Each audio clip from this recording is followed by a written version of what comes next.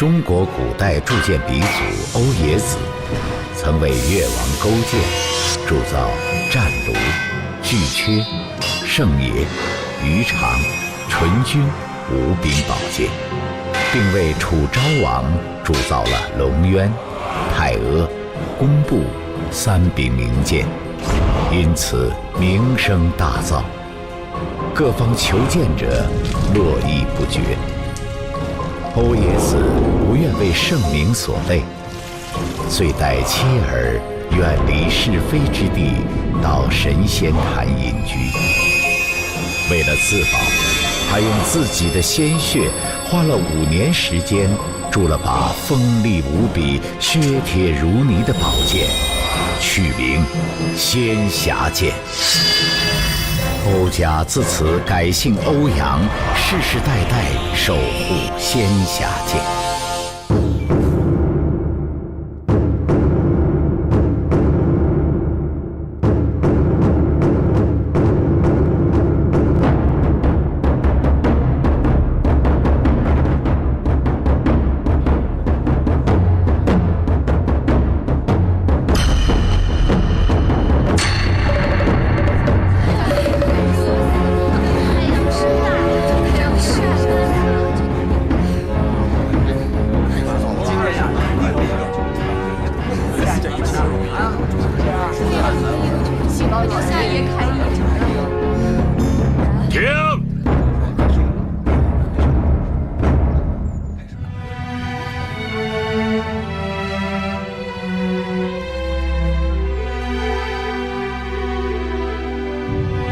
时逢大旱，万物不长。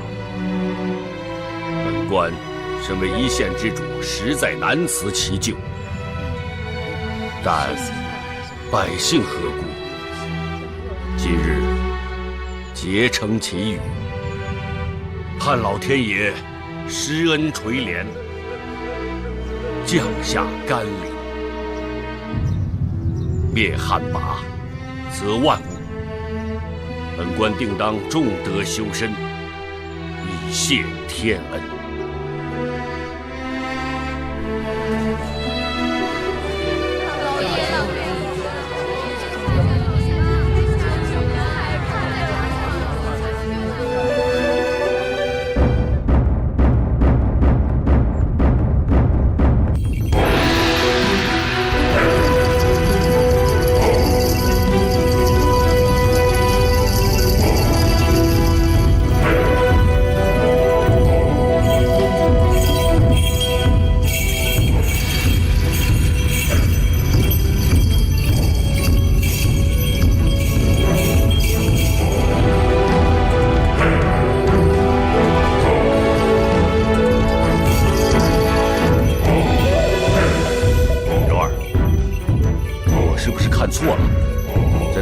和百姓一起跳奇遇舞的，是我们的女儿玉凤吗？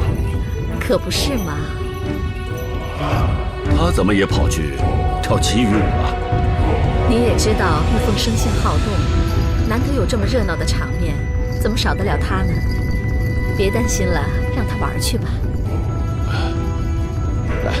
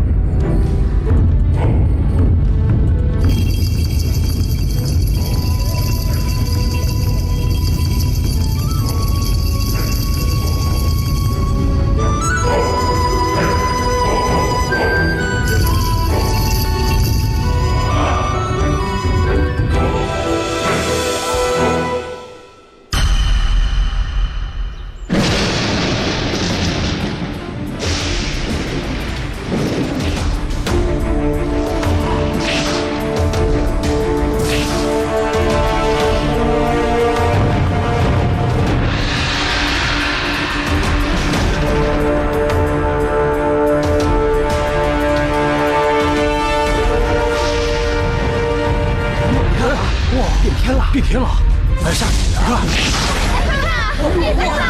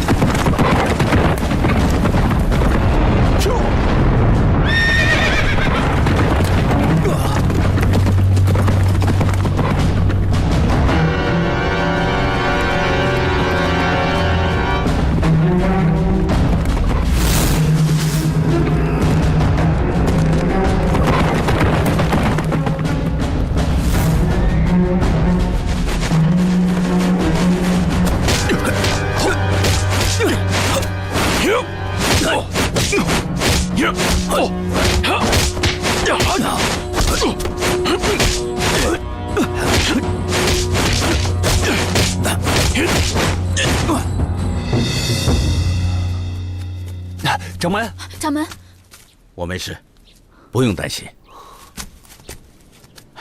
都督大人果真身手不凡，今日领教，才知我欧阳修罗的拳脚功夫，在大人面前实在是班门弄斧，不值一提。惭愧惭愧。哎，欧阳掌门这是说的哪里话？欧阳世家一向以剑法著称，历代相传仙侠剑削铁如泥，再加与仙侠剑法相辅相成，威力无比，能抵过千军万马。你刚才若是用仙侠剑跟本都督交手，相信本都督也不是欧阳掌门的对手。都督大人此言差矣。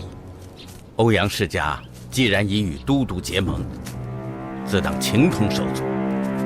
天底下哪有手足相残的道理呢？欧阳掌门说的也是。不过说起仙侠剑，本都督也希望在有生之年能目睹这仙侠剑的风采，不知何年何月才能有幸看到这把剑呢？唉，实不相瞒，仙侠剑每隔30年才现世一回，算日子也差不多了。在下想取回仙侠剑，一争武林盟主之位，以便一统江湖，好为都督大人效力。欧阳掌门跟本都督果然心意相通。既然如此，本都督祝你早日登上武林大位，到时候你一定要助我一臂之力。在下一定不负众望。哎，对了，平日令郎伴你左右不离半步，今天为什么没有见到他？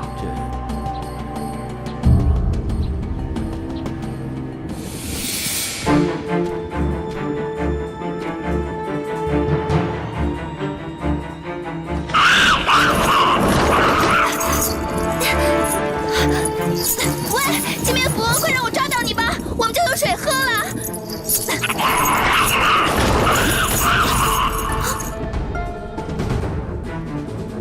你是谁啊？别紧张，我是来帮你抓金蝙蝠的。金蝙蝠灵敏狡捷，我是来助你一臂之力的。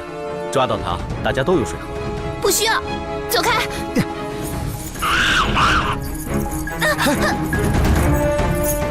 别碰我！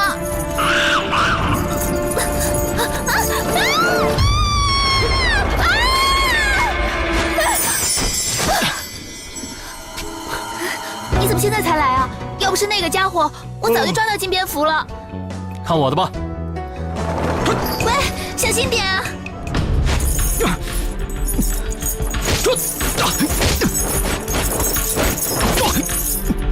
你为什么要跟我争？我看你追不上，就来帮你一把。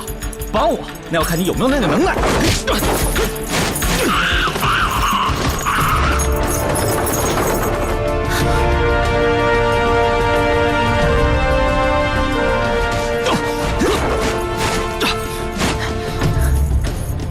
你到底是谁？我，宋生秋。哦，原来你就是剑神之子。那咱们就比试比试吧。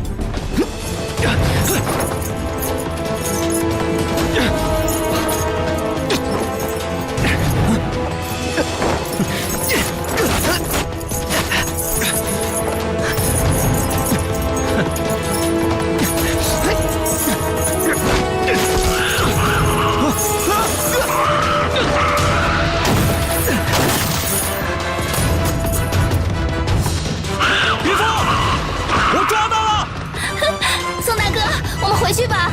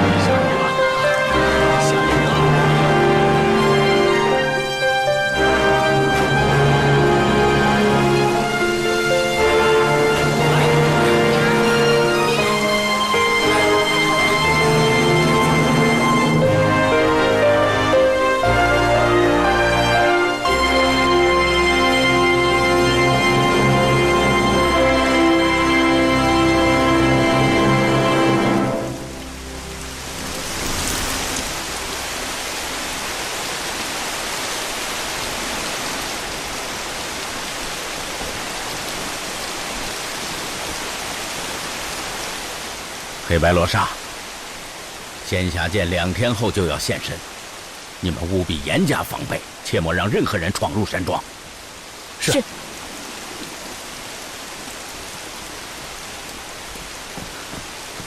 爹。啊，你们2个先下去吧。是。爹，轩儿，不是叫你随我一块儿去都督府吗？结果一转身你就不见人影了。我跟你说过多少次了，蓝都督是我们欧阳世家现在急需拉拢的对象。若是蓝都督对孩儿青眼有加，孩儿日后就能平步青云，少走10几年冤枉路，对吧？既然你都知道，为什么不见你人影？蓝都督面前，我都不好替你说话，真白费了功夫了。爹，您忘了，今天是何县令、何大人举办的祈雨大典。您平日里不是一直教导孩儿要暗地留心地方上黑白2道的大小事端，以备将来的不时之需吗？孩儿此次前去祈雨大典，也是秉承您的教诲啊。那个祈雨大典，只是何县令不得已而为之，你去关心这些小事干什么？这倒未必，爹，孩儿此次前去可大有收获啊。哦，说说。爹，孩儿年纪也不小了，也该讨一个门当户对的媳妇儿了。一来呢，为我们欧阳家传宗接代；二来呢，我也确实需要个贤内助，你说是不是？看来你这个祈雨大典没有白去。说说，你看上哪家的姑娘了？何府千金，何玉凤。哦。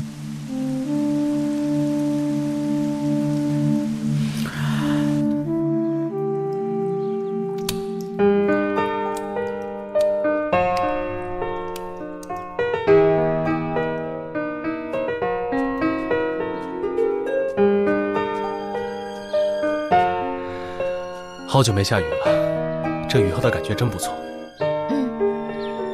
哎，这金蝙蝠怎么就让我轻而易举地抓住了呢？啊？你可别得意哦，没有我帮忙的话，你怎么可能那么轻易的就抓到金蝙蝠呢？是，谢谢玉凤姑娘的大恩大德。反正我觉得吧，我这辈子肯定是不能没有你了。但是我就不知道，你要是离开我，行不行？宋大哥。你干嘛这么说啊？今天抓金蝙蝠的时候，那个帮你的男子，我看他的目标可不在金蝙蝠，醉翁之意不在酒，他是在追求你吧？宋大哥，你可别胡思乱想啊！你看我们现在男未婚女未嫁，有人喜欢我也是很正常的。不过你放心，我呢是不会轻易变心的。不会轻易变心，那就是很有可能了。唉，我得抓紧，等我爹出关了，就请他马上去你家提亲，免得夜长梦多。这可是你说的，不许反悔哦。婚姻大事岂能反悔？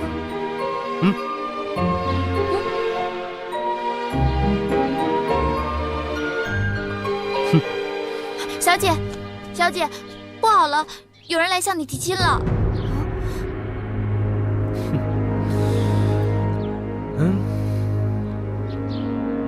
何大人，我们欧阳世家在地方上也算是名声显赫、有头有脸的人物。况且犬子不但武功好，仪表亦是出众。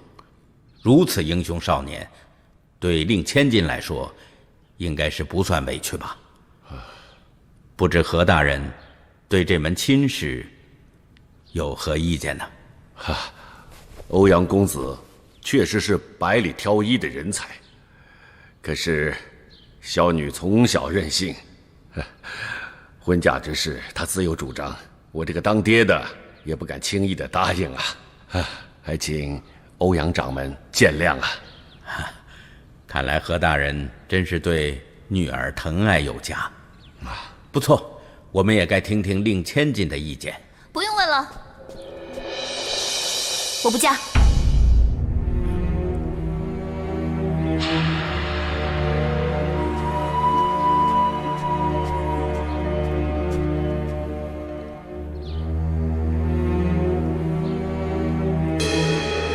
何姑娘，恕我冒昧问一句，欧阳世家自愿上门提亲，如果换做一般的姑娘，早就喜上眉梢了。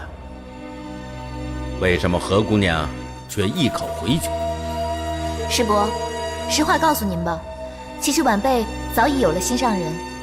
纵使欧阳公子再怎么才艺双绝、家世惊人，晚辈都不会变心的。还请二位另寻亲家吧。欧阳掌门，小女年纪尚幼，心性未定，恐怕有负公子的错爱。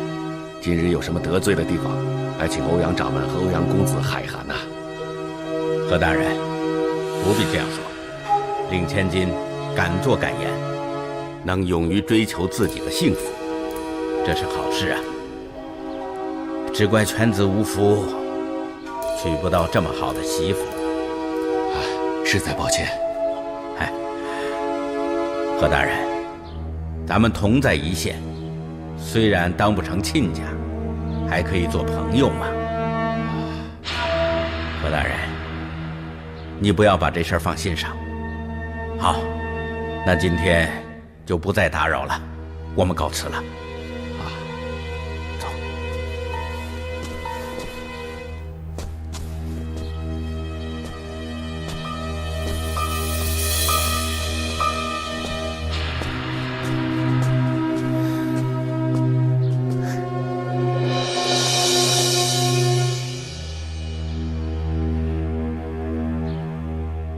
爹，我们欧阳世家在江湖上是何等地位，能看上他何忌的女儿，是他们上辈子修来的福气，真是给脸不要脸，简直岂有此理！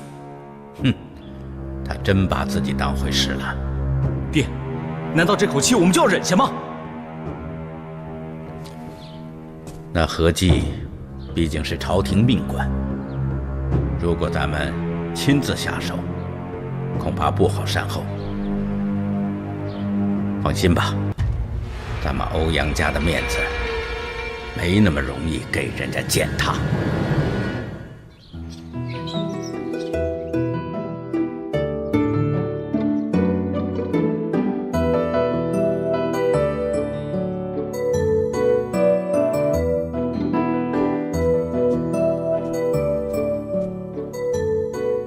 二叔，在忙吗？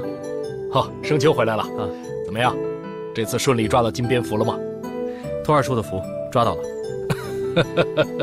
果然有乃父之风啊！这下你可成了天降甘露的大英雄了。过奖。走，陪二叔聊聊天啊。哎，对了，二叔，我爹还没出关吗？哎呀，这算算也才过去半个月，还早着呢。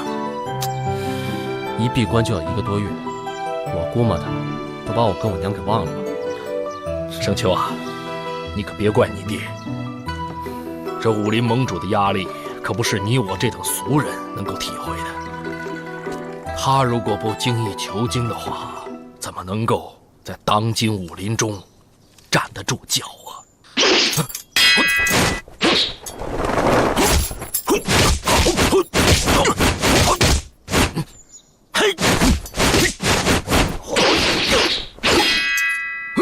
二叔，陈关掌门真是宝刀未老啊！哎，老弟也颇具精进嘛！啊，陈关掌门，什么风把您给吹来了？这风吹来的可不止我一个人呐！盟主还在闭关，这事儿可就难办了。各位前辈，大家如此情急，敢问有何事难办？宋公子有所不知啊，修罗门门主欧阳修罗一向没有将盟主放在心上，现在又有大都督蓝中岳做靠山，我等担心他会有进一步的行动啊。此话有理。生秋啊，这个欧阳修罗的武功造诣虽略逊你爹一筹，可他却处心积虑，一心要当这个武林盟主。二叔也知道，他和蓝中岳结盟之事，早就想通知你爹。可是，盟主他在闭关，谁也不能打扰啊！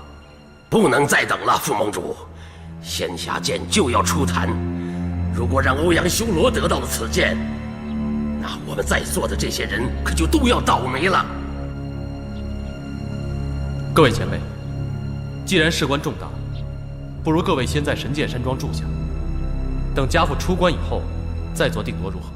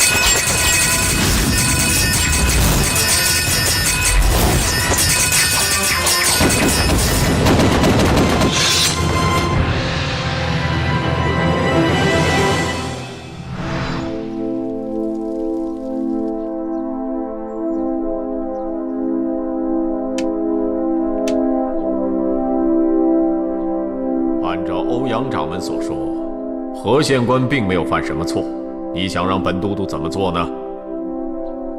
大人，其实这事我个人也可以处理，但我身为一个武林中人，只晓得用武林的手段，后果怕是大人所不乐见的。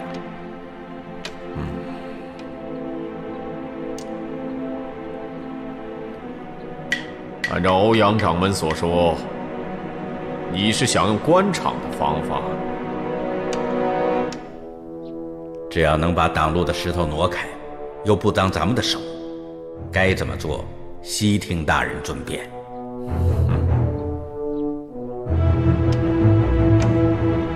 大人承让了。欧阳掌门只想着搬走石头，忘记这里有埋伏了。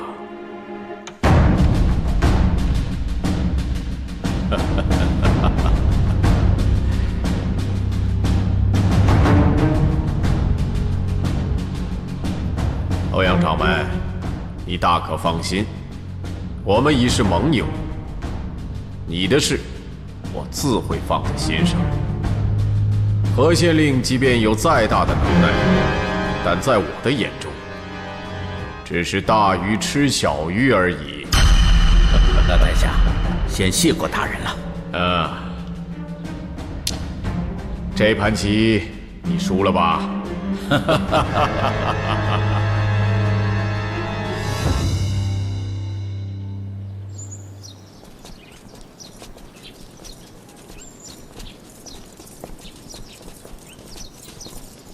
下官何忌见过都督大人，敢问大人有何要事？何大人，本都督收到密令，说这里有不法官员涉嫌贪污受贿，所以特来调查。都督大人，家父一向奉公守法，严于律己，绝对不会贪赃枉法，还请大人明察。雨枫，这个姑娘伶牙俐齿，想必就是何大人的掌上明珠何玉凤吧？确是小女。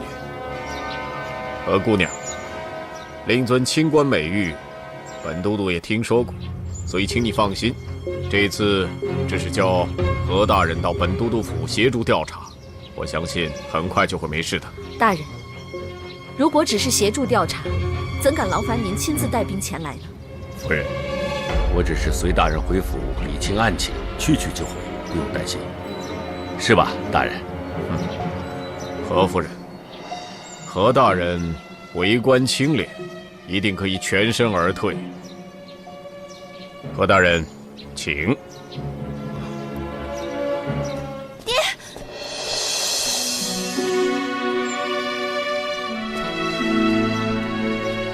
夫人，晚上不用等我，我先走了。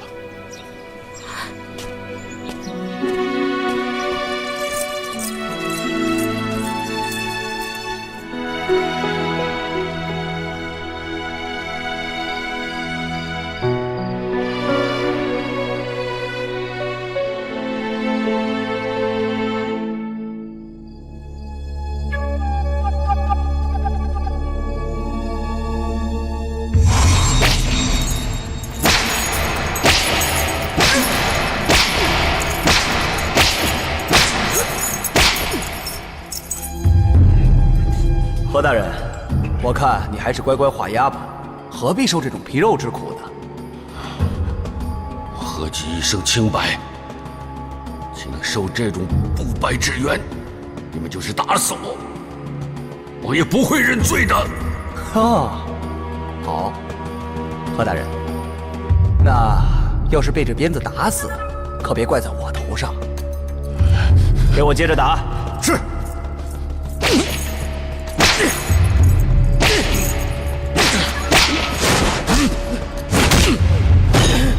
你在干什么？谁让你这么对待何大人的？何大人，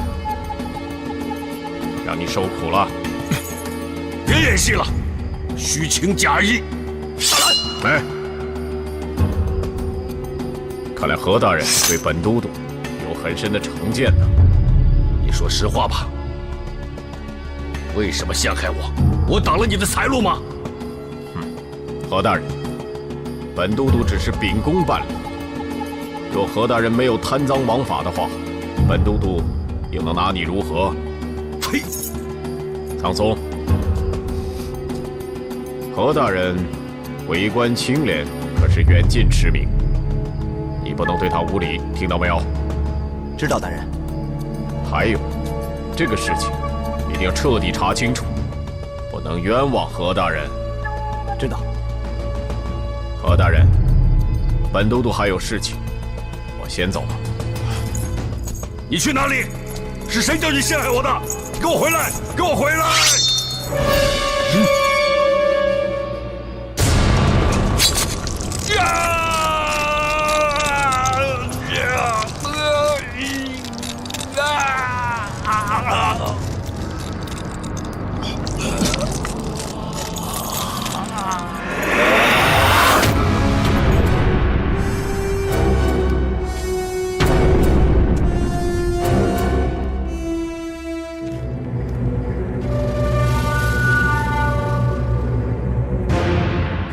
照你这么说，伯父在里面已经3个多时辰。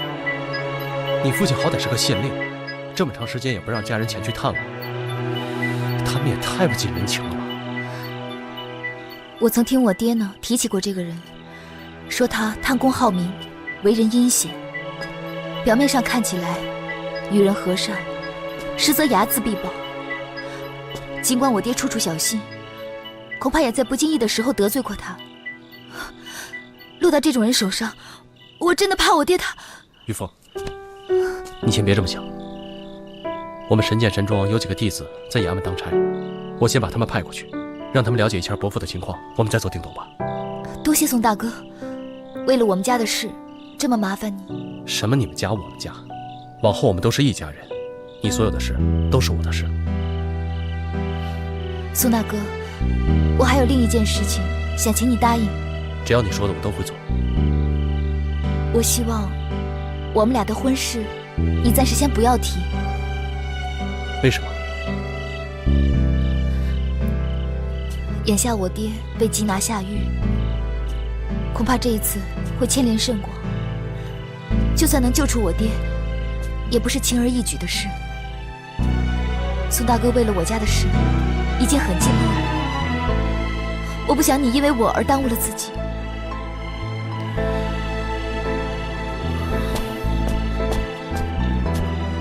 何玉凤，我们从小一起长大，青梅竹马，甚至都从来没有分开过。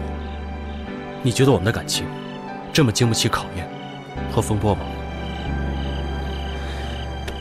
玉凤，以后不管发生什么事，我们都一起面对，好吗？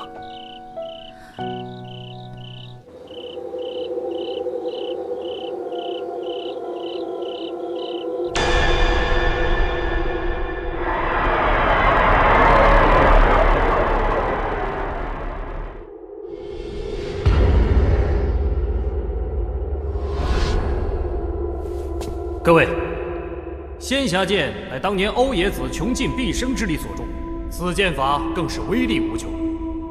我想大家都应该听说过，得仙侠剑者，武林之霸也。现如今仙侠剑即将现世，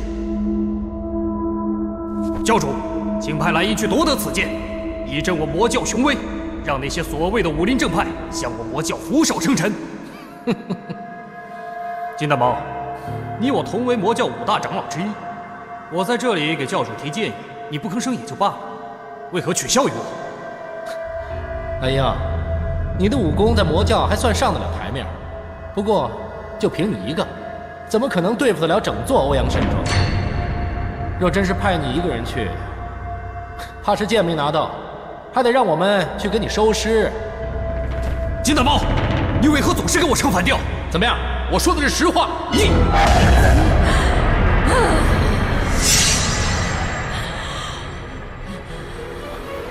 请教息怒。仙侠剑还未现世，你们却在这里内讧，你们可真有本事！启禀教主，蓝鹰长老虽略显冲动，但用意可嘉。教主，何不就派我等5大长老成此大事？有我等联手，仙侠剑势必手到擒来。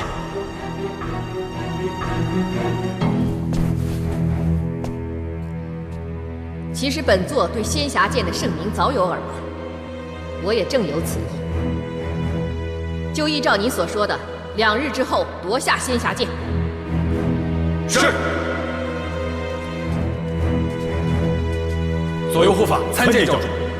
说。属下发现白眉雪环里没有人，连花弄影也不见踪影。该死！白眉雪，我一直因为她是毒王的遗孀，所以才会对她礼遇有加。她却3番5次的要求要离开魔教，本座没有答应，她居然敢逃跑！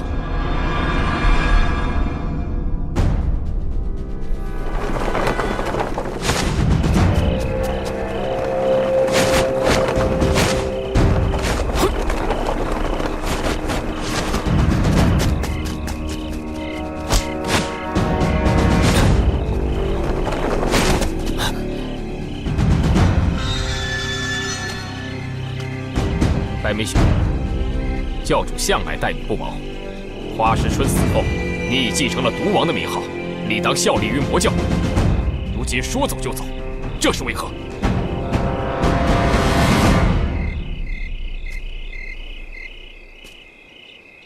我出身神医世家，当年加入魔教，乃是因为先夫为魔教中人，逼不得已。如今先夫已经辞世，我母女自然与魔教再无瓜葛，自当带着颖儿远走高飞，这有什么不对吗？白狐大哥，我知道你向来与家父投缘，也一直待我们母女俩不薄。怒勇，求求你了，看在我爹的份上，放我和我娘一条生路吧。来日若有机会，怒勇一定知恩图报。其实我特别希望你们母女俩能留在教中，但是他们跑不远的，一定还在附近，快追！是。你们快走吧，别让他们发现了。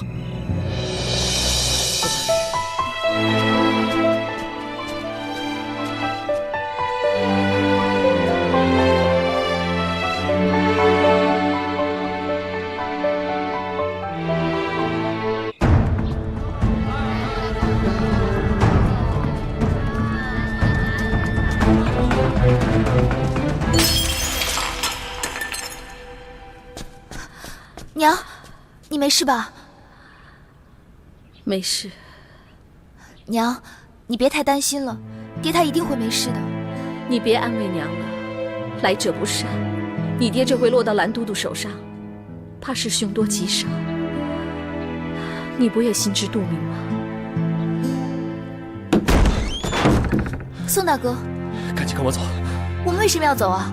来不及解释了，走。哎，你要带我们去哪里啊？边走边说吧，走。娘。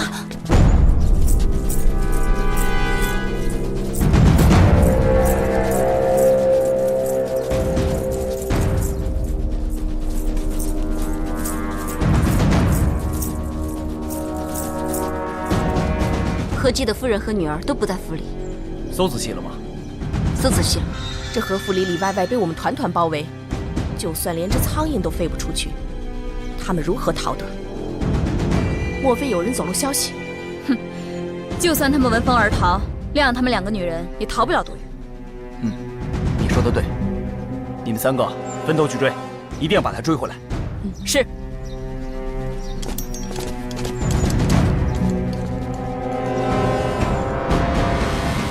这怎么可能？我不信，我不相信。娘，你先坐下。宋大哥，这不可能啊！我爹绝对不会认罪的。你这个消息是从哪里来的？会不会有误啊？我派人去蓝都督府打听的消息，详细的情况我也不了解，但是我相信何大人是遭人迫害，被逼认罪的。什么？而且不止如此，蓝大人还派人去抄了你们何府，看来是想将你们一网打尽，所以我才急着把你们带出来。不行，不行，我要去找蓝都督理论去。玉凤，你冷静点。你现在去的话，不但救不了你爹，你也可能回不来了。没错，盛秋说的对，娘不许你去。可是，难道任由他们诬陷我爹吗？你听我说呀，这回要不是有盛秋帮忙，我俩难逃此劫。咱们得留着命，才能想办法证明你爹的清白。只是，咱们母女俩如今成了逃犯，要是让人知道咱们躲在这里的话，一定会连累到盛秋啊。不，这你不用担心，我这儿很安全，你就安心在这儿住下。等我爹出关了，我让他主持大局，一定给何大人洗脱罪名。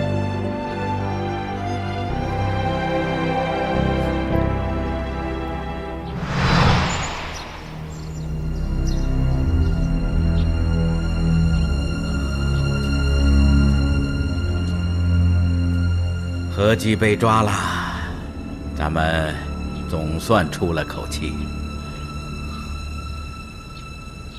怎么，还不开心？何姬被不被抓跟我有什么关系？我还是没有娶到自己喜欢的姑娘。你还想娶何玉凤？他那天都把话说成那样。不管他说什么，我都喜欢他。爹，能不能让蓝都督把玉凤赏给孩儿？什么？跑了？属下该死，请大人恕罪。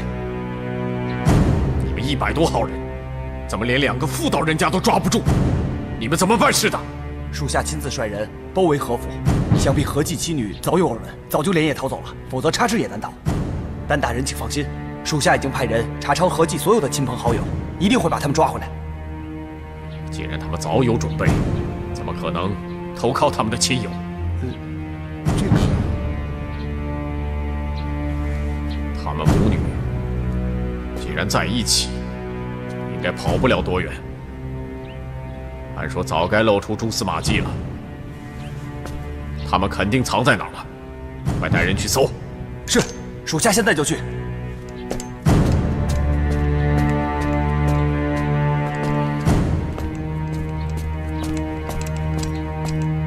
韩风见过都督大人。说吧。禀报大人，欧阳父子求见。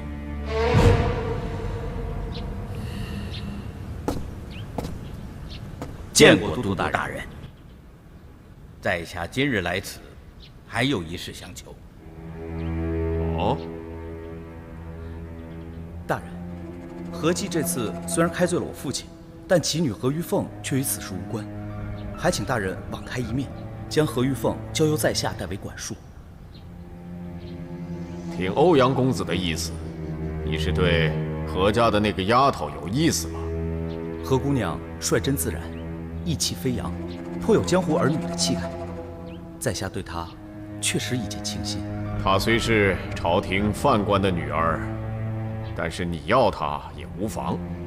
不过，这个人暂时还不能交给你们。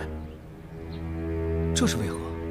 这个何玉凤和她娘亲不知从哪里收到的风声，已经逃跑了。不过我相信，很快就能抓到他们。到时候，我会把他交到你们父子手上。那就有劳都督大人了。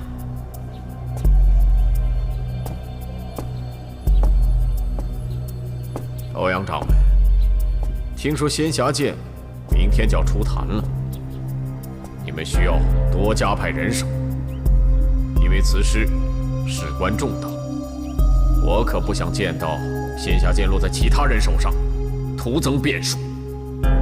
不敢劳烦大人，在下已经派手下严加防范，请都督大人放心。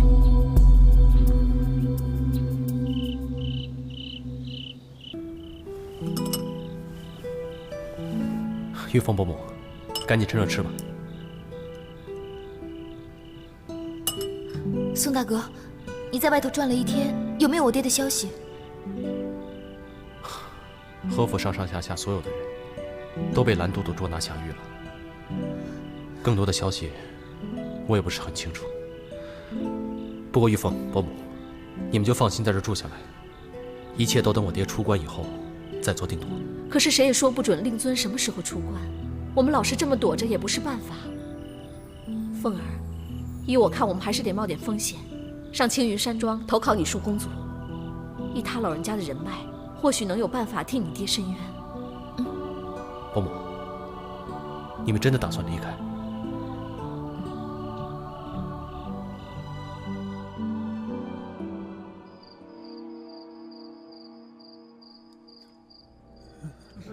怎么办？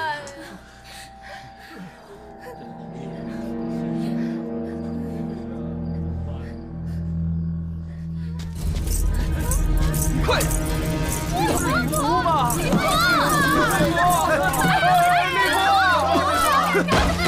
是啊，我被冤了！别喊！怎么样？有没有人告诉我夫人跟小姐的下落？都不知道是吧？好，不告诉我的话，你们的下场就跟那个人一样。你这走狗，竟敢草菅人命！哼，何大人，你尽管骂吧。你养的那些人，如果还是说不出夫人和小姐的下落，我就一天杀一个，我看他们能撑多久。不要为难他们，要杀要剐，冲本官来好了。何大人，这可由不得你呀！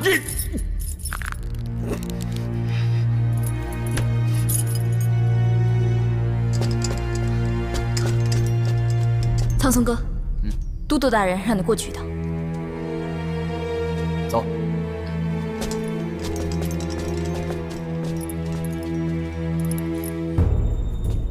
仙霞剑这次出坛，我相信各门派都会虎视眈眈。你们各领500人马，好好的把欧阳山庄给我严严实实的看好。无论如何，不能让那些鼠辈得到仙霞剑，知道吗？是。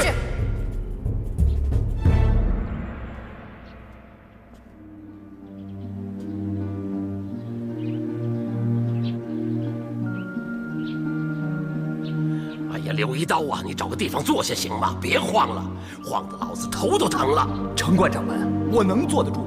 仙霞剑马上就要出坛了，可盟主到现在还没出关的迹象，这可怎么办好啊？就是，怎么办呢？能怎么办？只能等盟主出关。那万一盟主不出关呢？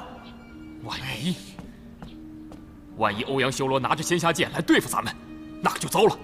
依我看，咱们还是别等了，现在就去神仙坛。阻止欧阳修罗夺取仙霞剑。说得对，我们先把仙霞剑抢到手，等盟主出关以后，再由他来处理。好，好，事已至此，我倒是有个想法。来，大家听我说，如此这样。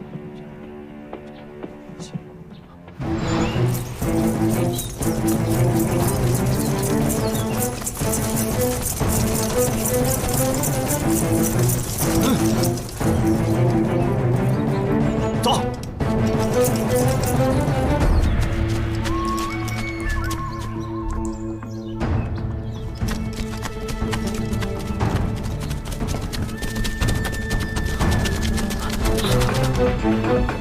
在那儿，走。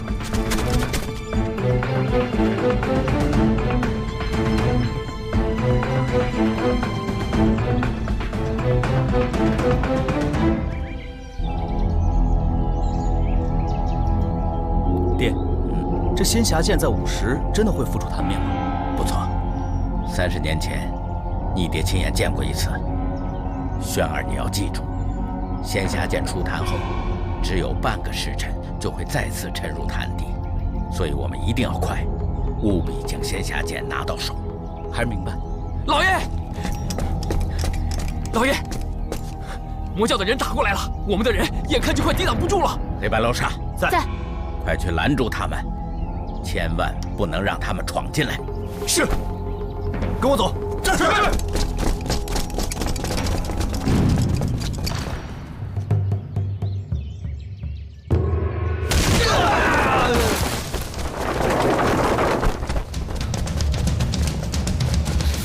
敢闯我们修罗门，上！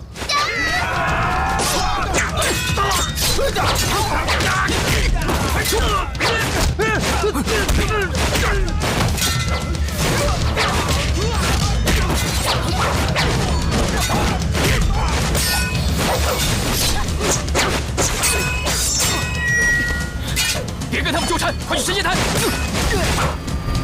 追！救火，强奸，走！追！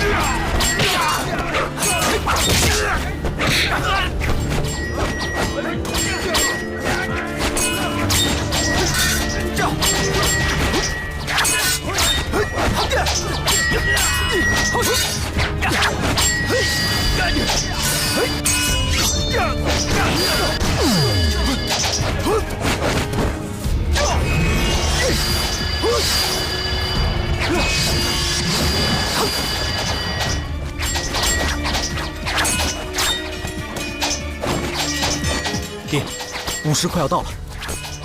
轩儿，剑下剑要出坛了。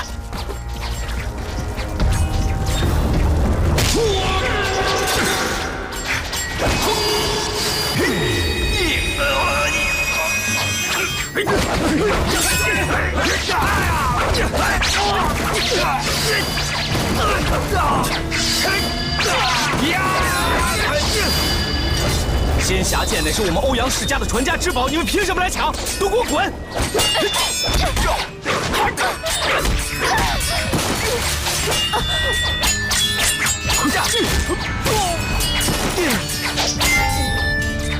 岂有此理！你好好守住神仙坛，别让他们拿到仙霞剑。这些邪魔歪道，就让爹来收拾吧。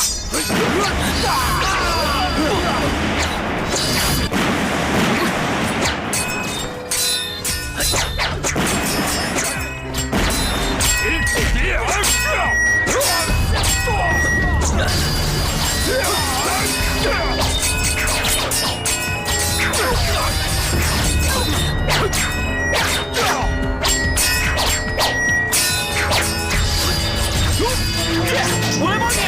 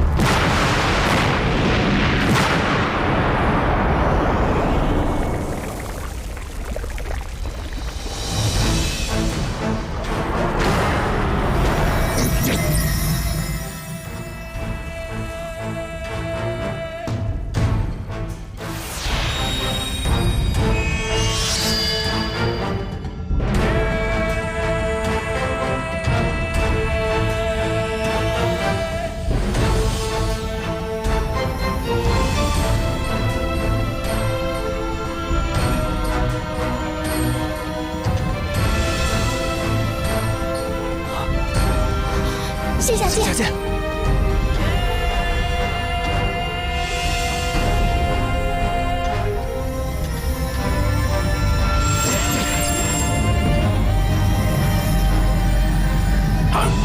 好机会到了，抢！走！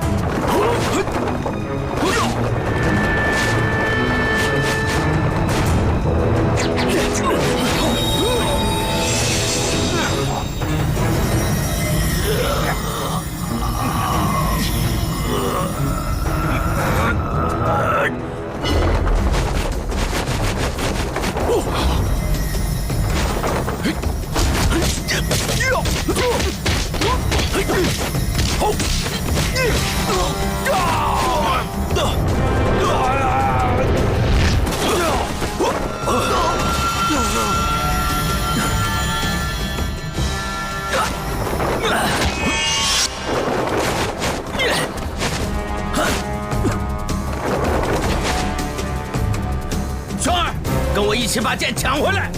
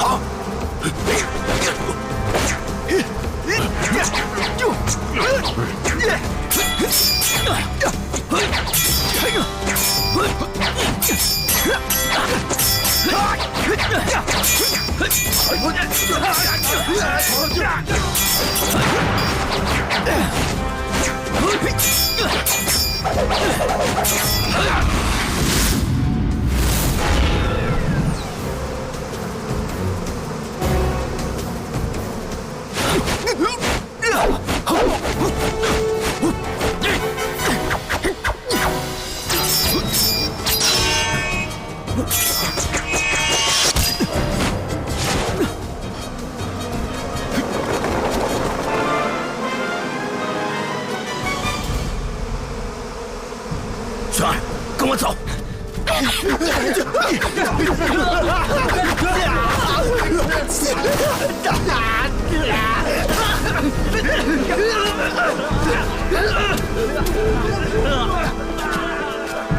跟着那个蒙面人，抢回线下剑。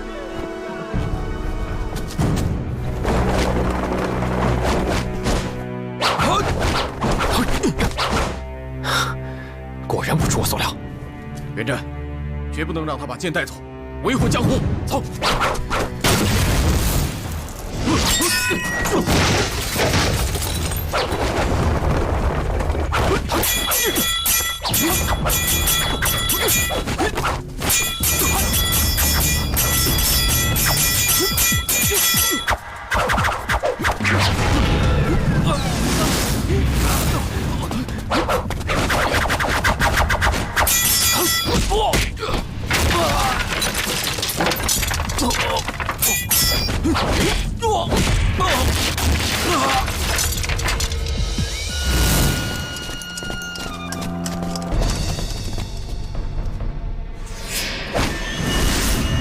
看你往哪儿跑！给我上，放箭！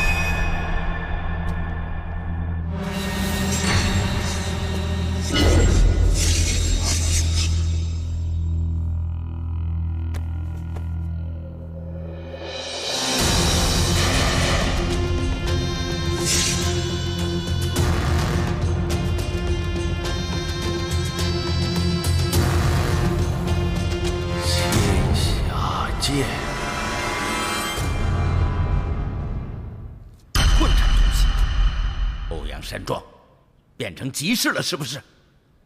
这黑衣人怎么进来的？拿我们修罗门当什么了？我嘱咐你们严加看守，你们看中什么了？爹，您受了伤，千万别生气。我能不生气吗？我们欧阳家世世代代守护的传世宝剑和剑谱，就在我们面前被抢走了。你让爹还有什么脸去面对列祖列宗啊？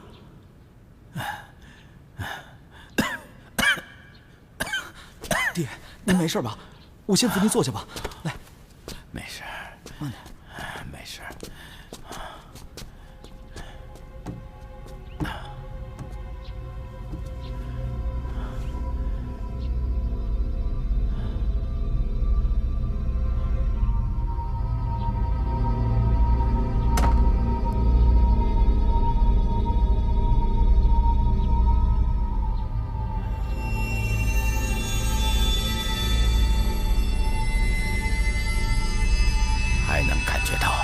有一股剑气在内，有这种功力，能用竹杖削铁如泥。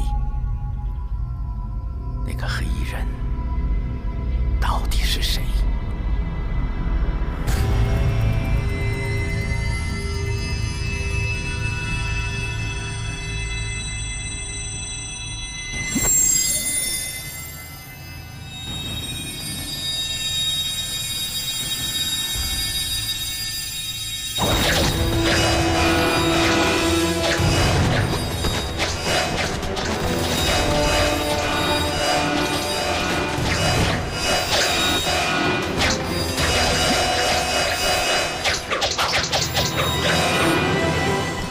请都督大人恕罪。没用的东西！给你们那么多兵马，居然连一个黑衣人都抓不住，还被他抢走了仙侠剑。我还要你们干什么？既然你们这么不中用，本都督就废了。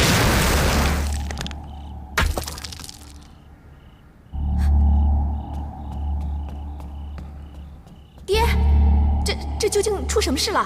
怎么发这么大火？你不知道，仙侠剑就在这几个饭桶面前被抢走，我能不生气吗？原来是因为这事儿啊！苍松，还不赶快向我爹赔礼道歉！啊！属下知错，请大人治罪。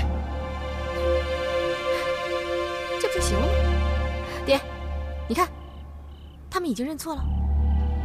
好了，走吧，我们去打猎了。好了，不要胡闹了。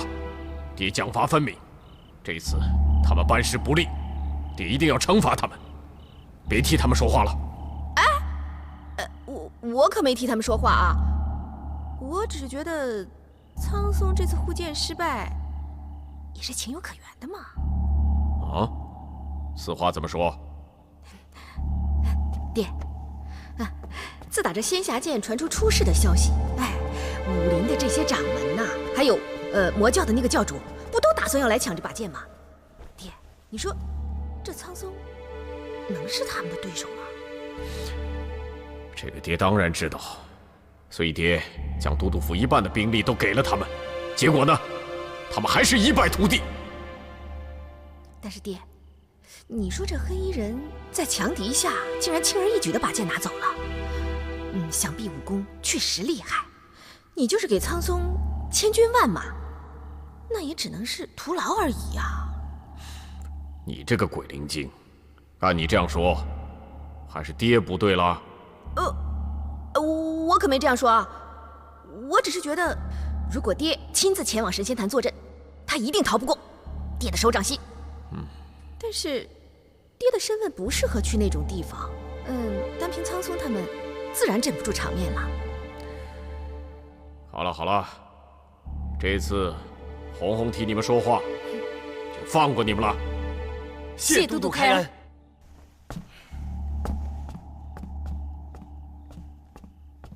你们都起来吧。谢都督。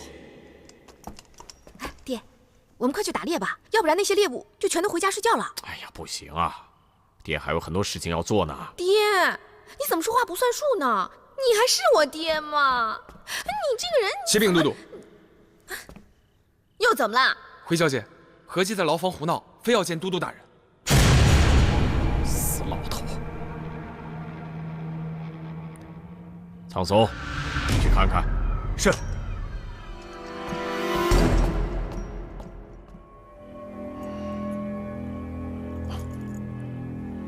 我要见蓝都督，我要见蓝都督大人。走，快走！老实。何大人，我劝你还是省口气吧。我是清白的，我没有贪污，我的下人也是无辜的。我要见都督，我要问清楚，为什么他要陷害我？姓何的，你是戴罪之身，你还有脸见都督大人吗？我没罪，我死也死个明白。既然他想死个明白，大人，那本都督就成全他便是。你既然已经认了罪，画了押，还喊什么？省省这口气吧！啊，你喊给谁听啊？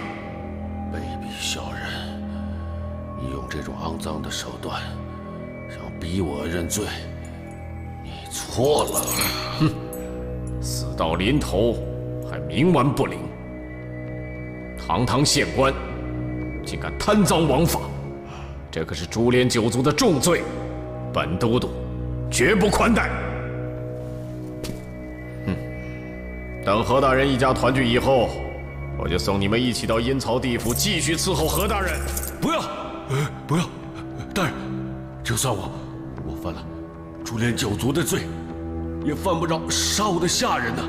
放了他们吧，放了他们啊！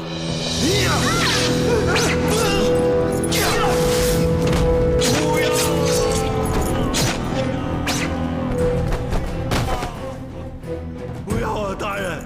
放过他们吧，放过他们吧！何大人，如果你真想救他们的话，就乖乖认罪。好，无论本官如何辩解，也无法洗刷冤屈，终究还是难逃一死。启禀大人，我这一辈子虽然没有立过汗马功劳，但我绝对对得起清廉二字。你们花了那么多的功夫，也只是想要我这条老命。好，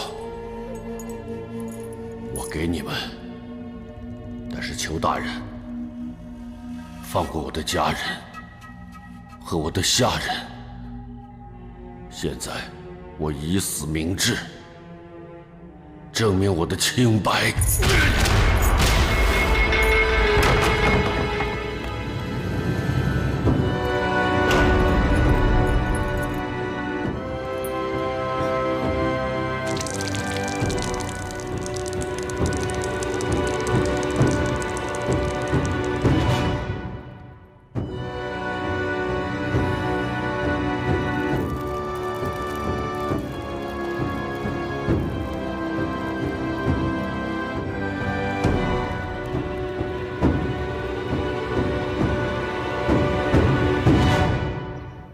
我想来想去，能够以竹代剑，手法出神入化，功力如此深厚的人，如今除了神剑山庄的宋宁远，还能有谁？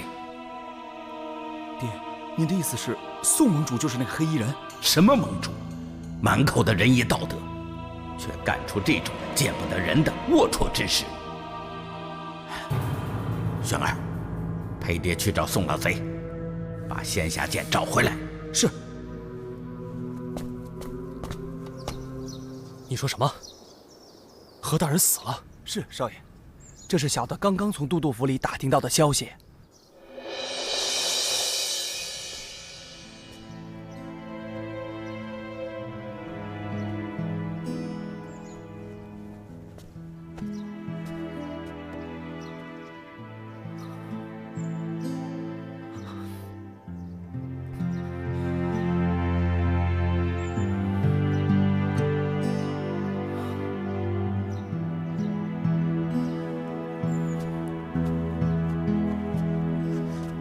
大哥，你来了。伯母，深秋，我们的行李都已经收拾好了。这，你们这就要走了？差不多了。我们已经在府上打扰这么多天了，我和玉凤不能再麻烦你了。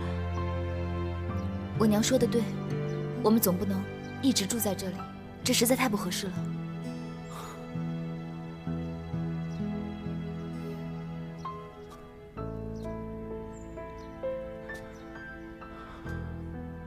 玉凤，宋大哥，你怎么了？脸色怎么这么难看啊？好了，时间不早了，我们天黑之前要是到不了你叔公祖那里，那可就麻烦了。那我们走吧。我送你们。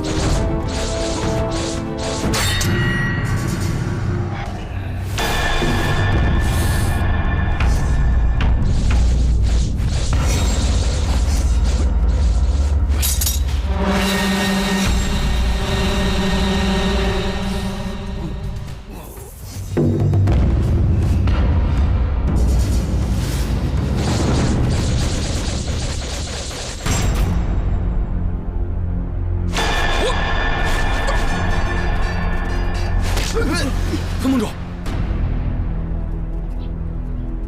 欧阳掌门，我们神剑门和你们修罗门相无瓜葛，你何必如此伤和气呢？废话少说，快叫宋宁远出来！我们盟主不便见客，你有什么事，跟我说也是一样的。哼，这事儿你恐怕做不了主。宋宁远盗走了我们欧阳世家的仙霞剑，快还我们仙霞剑！你简直是胡说八道！我们盟主这几日连山庄大门都没踏出去一步，怎么可能去抢你们什么仙霞剑呢？你少装蒜！我手上可是有证据的，仙霞剑就是被宋宁远给抢走的。别再用闭关的借口来包庇他。我再说一次，叫宋宁远滚出来！我还是那句话，我们盟主不便见客。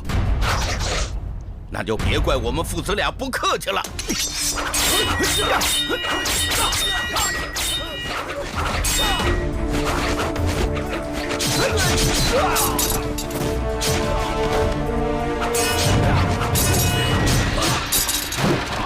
孙盟主，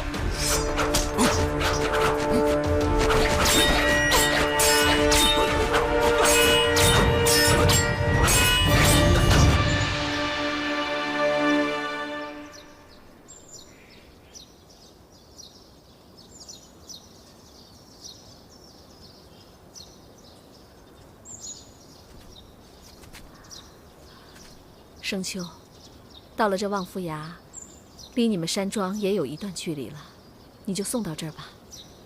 你的心意，我和凤儿都明白。凤儿，我们这一走，也不知道什么时候才能回来。你和盛秋有什么话，就赶紧说吧，娘到前面等你。慢点，娘。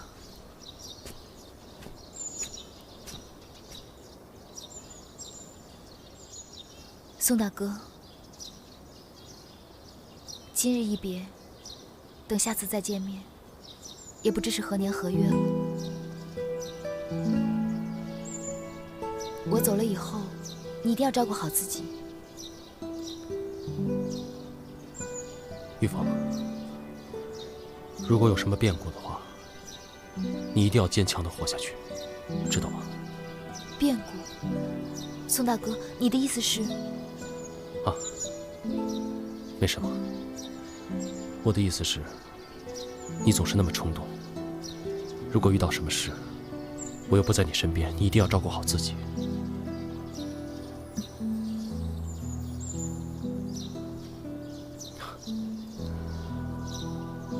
今天我在集市上看到这个簪子，上头有只凤凰，跟你的名字很相配，我买来送给你，希望你喜欢。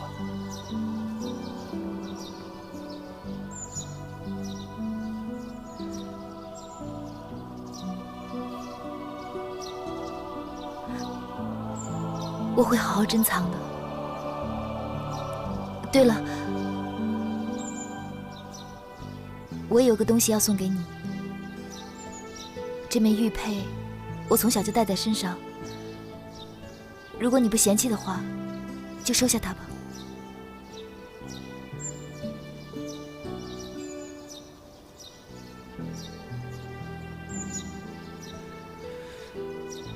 我一定会好好珍藏的。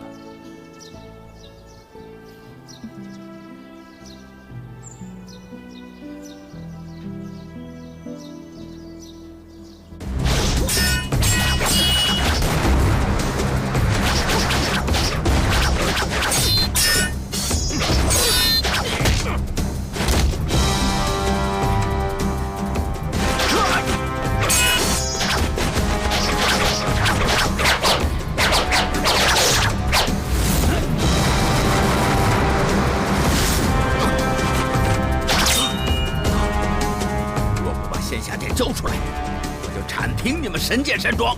休想！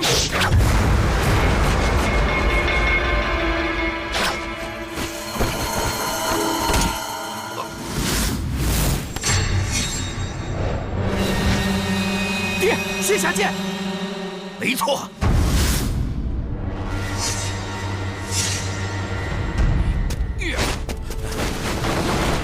孙儿，在这儿拦住他，我去追。是。呀！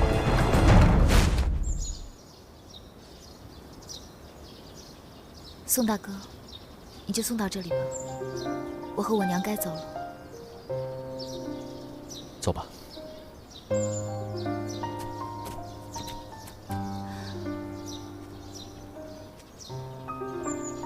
宋大哥，世事无常，倘若以后我们两个断了音讯的话，便约定在每年的8月15，到这望夫崖来聚首，共赏明月。你说好不好？好。8月15，月圆人团圆。我记住了。玉凤，你一定要保重。你也一样。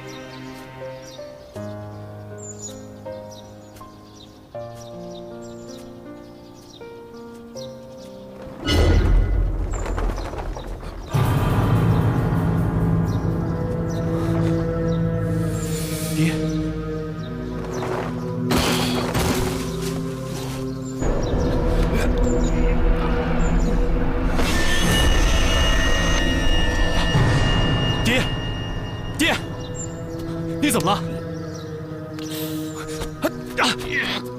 爹！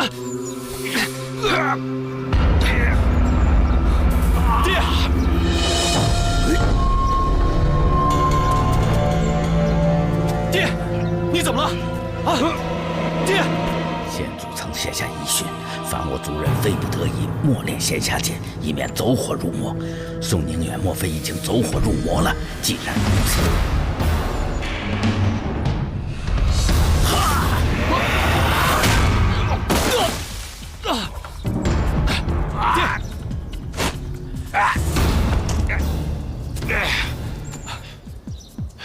欧阳修罗，你为什么打伤我爹？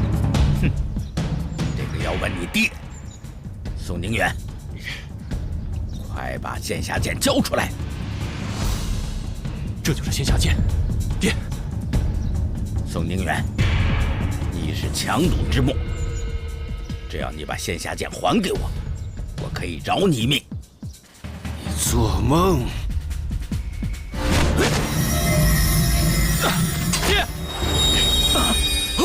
爹，激流勇进！爹，秋儿，快走！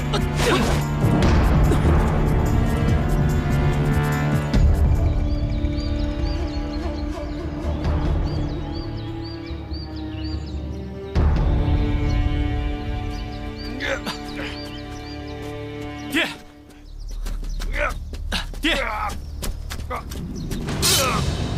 爹，爹，你怎么了，爹？爹，爹修炼仙侠剑，没想到走火入魔了，导致体内真气涣散，越来越不受控制。爹的命不久矣。爹，你别这么说，你不会有事的。爹，爹，爹的身体，爹自己知道。秋儿，听话，快坐一下。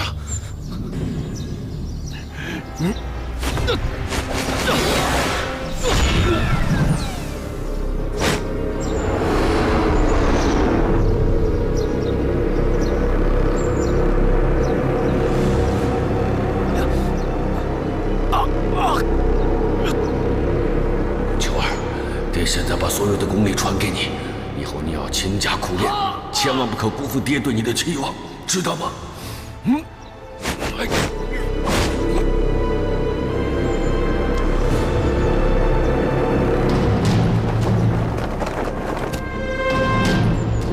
看来你已经把所有的功力都传给你儿子了。还我仙侠剑！嘿！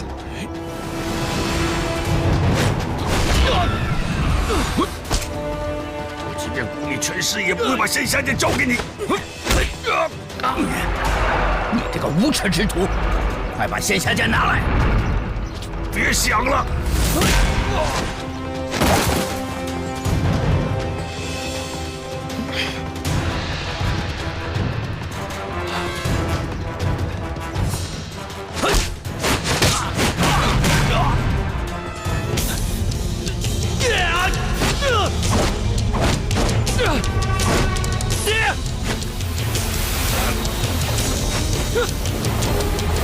秋儿，快走！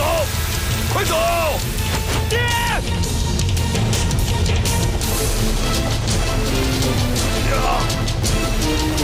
快走！爹！快走！爹！怎么了？娘，我好像听到宋大哥的声音了。你别胡思乱想了，咱们离望夫崖也有半天的路程，怎么可能听见生秋的声音呢？时候不早了，咱们赶路吧。走吧。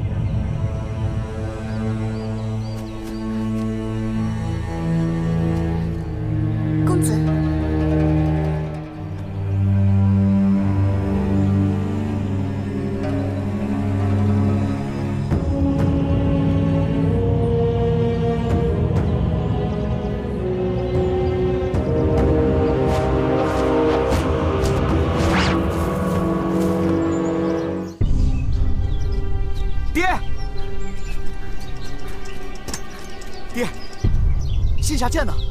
宋宁远父子和仙侠剑一起掉下悬崖，我们赶快回去，叫人到山底下找，一定要把仙侠剑找回来。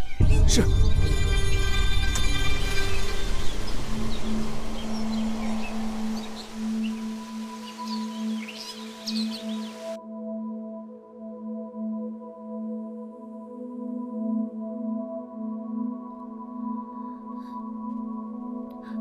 娘，他怎么样了？此人脉象混乱，体内竟然有2股真气，其中1股真气极为强悍，应该并非此人所有。这股真气他无法驾驭，使得原有的真气在要脉大穴产生抗御，导致气血逆流，意识不明。那会怎么样呢？他会不会永远都醒不过来啊？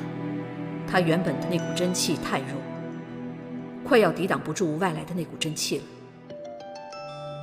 如果放任不管，不出7天，他的5脏6腑都会化成血水，会四肢爆裂而亡。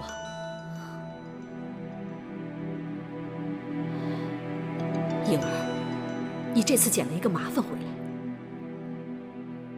那照娘这么说，他会不会没救了？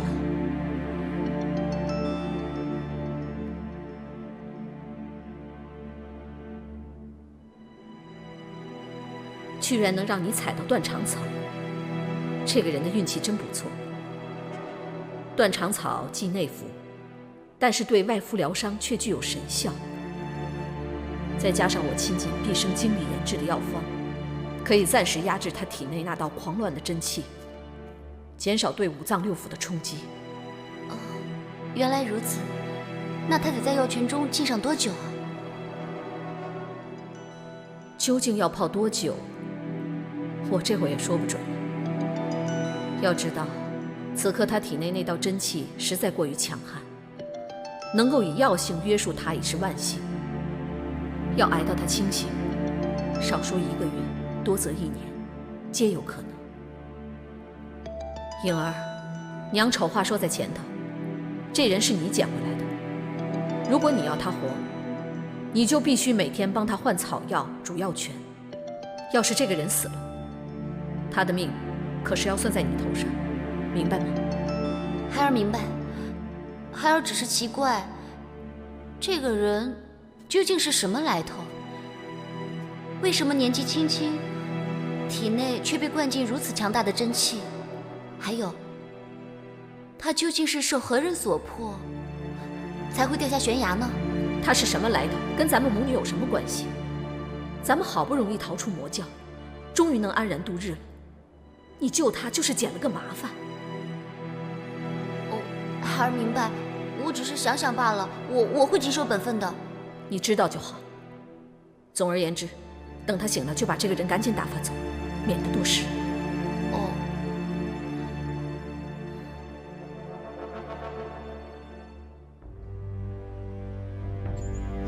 不可能啊！别说盟主，就连副盟主宋公子都没在山庄，没凭没据的，咱们怎么能断言盟主已经走火入魔呢？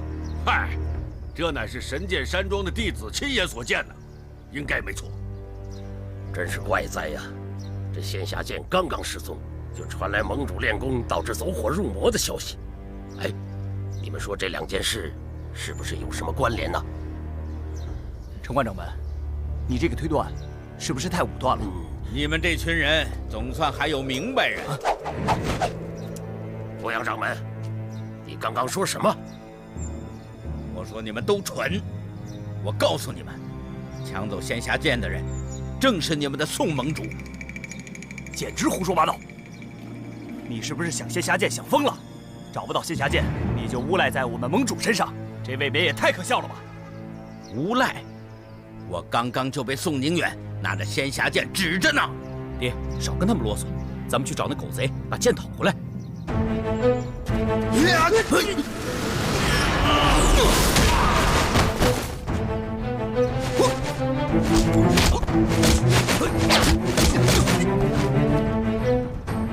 欧阳掌门，又来干什么？副盟主，宋宁远他人呢？如果再不交出仙侠剑，休怪我不客气了。副盟主，他说的是真的吗？真的是盟主拿走了仙侠剑吗？怎么了，副盟主？你方才不是也亲眼目睹了宋宁远手上拿着仙侠剑吗？还想抵赖？副盟主，你也看到了。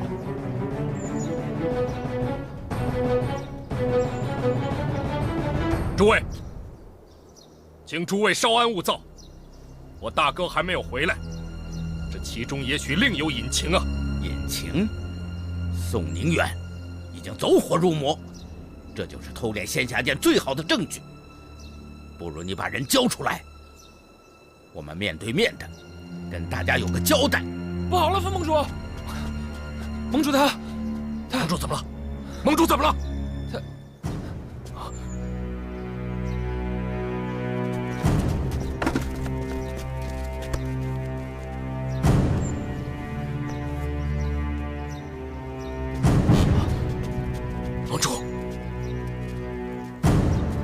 盟主，盟主，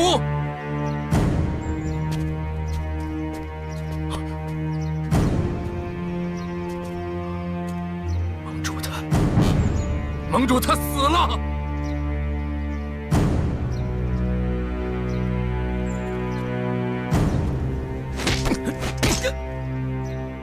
欧阳修罗，你们太过分了！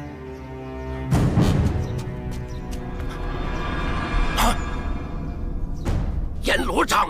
啊！欧阳修罗，分明是你们害死了我们盟主！等等，此事必有蹊跷。这阎罗掌印就是最好的证据。你们还有什么好说的？你们竟敢对盟主下如此毒手！笑话！我让宋宁远把仙侠剑还给我，他就乖乖就范吗？我是打了他一掌，他就拉着宋生秋一起掉下悬崖。现在尸体却出现在这里，仙侠剑却不见了，这分明是有人栽赃。什么？你说生秋他？宋生秋他自己突然冒出来救他爹，我们也没对他动手啊！还敢狡辩！盟主和生秋是被你们逼下山崖的，对不对？对不对？你抢走仙侠剑，还要杀人灭口，我这就给盟主和生秋报仇雪恨！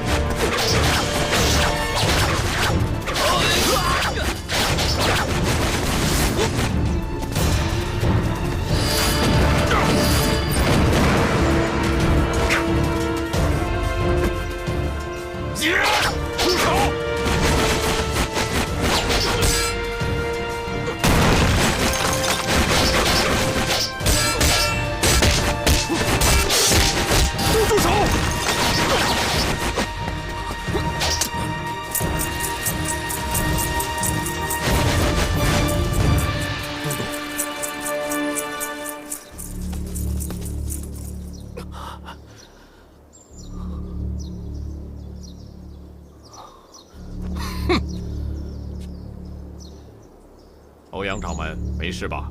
没事，幸好都督来得及时。都督大人可真有闲工夫啊！你连我们武林之事都想插手吗？武林之事？你们这帮人自谓武林高手，到处结党营私，拥兵自重，妄想用武林的名义为非作歹，不受朝廷管辖。你们可知道，这一犯下杀头重罪，还不知悔改？我们没工夫听你放狗屁，赶快闪一边去，省得碍事儿。本都督宅心仁厚，不想对尔等斩尽杀绝。只要你们归顺朝廷，本都督会奏请皇上，让你们将功赎罪。你们要是不从的话，到时候有什么后果，你们自己要想清楚。给朝廷做狗，那是畜生的勾当。不过，你做的倒是挺称职的嘛。住口！本都督给你们3天期限，3天之后，要是你们不归顺朝廷的话，到时候别怪本都督手下无情。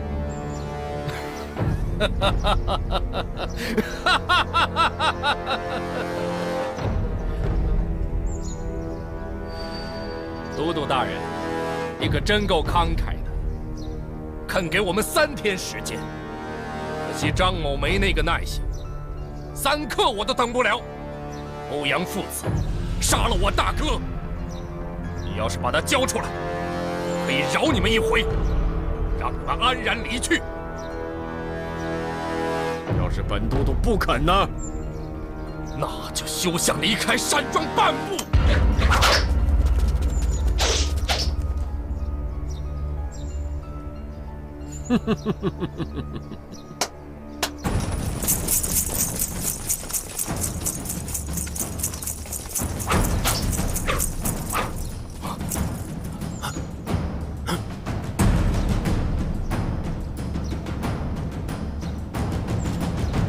考虑清楚，3天之后我还会再来的。到时候别怪本都督没有事先警告你。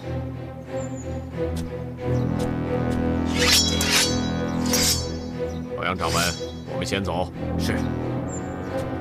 哼。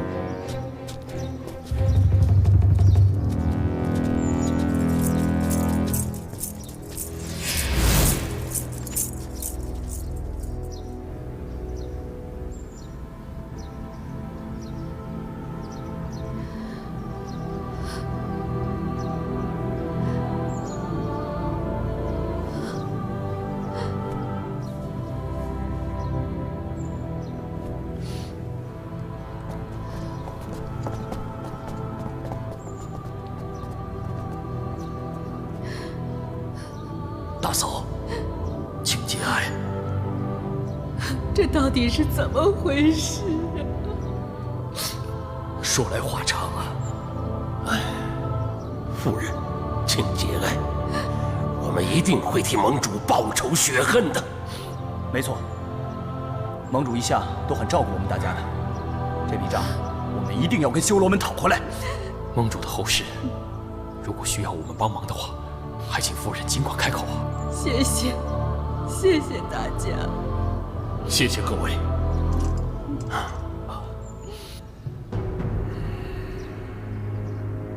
按你们所说，仙侠剑既然没有落在张宏烈的手上，那肯定是落在宋生秋手里了。不错，我认为只要把握住这2个人，仙侠剑的下落就能见分晓。欧阳掌门，恕我冒昧的问一句，这宋宁远父子掉下悬崖的时候，不是只有你在场吗？那会不会是你把仙侠剑拿走，为了掩人耳目，故意嫁祸给别人呢？你怎么这么说我爹？我爹绝不是那种人。哎，都督大人，我向您保证，仙侠剑绝不在我们手里。在下也希望早日找到那把剑，弄清真相。另外，还请都督大人多派人手，早日找到宋生秋。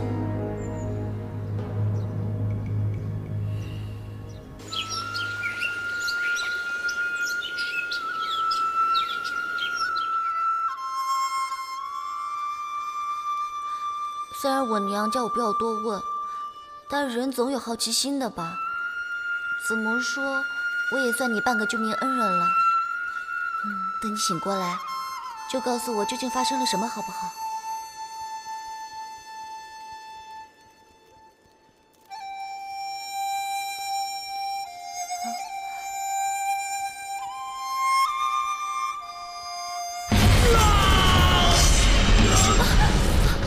你怎么了？娘，娘！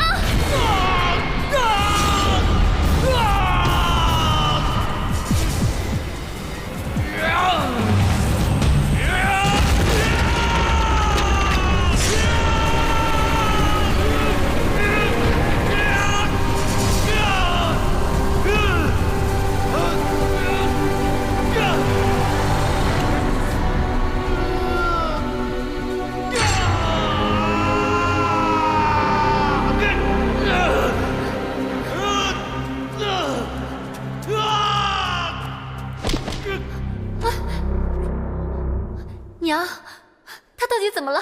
怎么会这个样子啊？他体内那股真气受到药性的影响，互相撞击，想找到出口。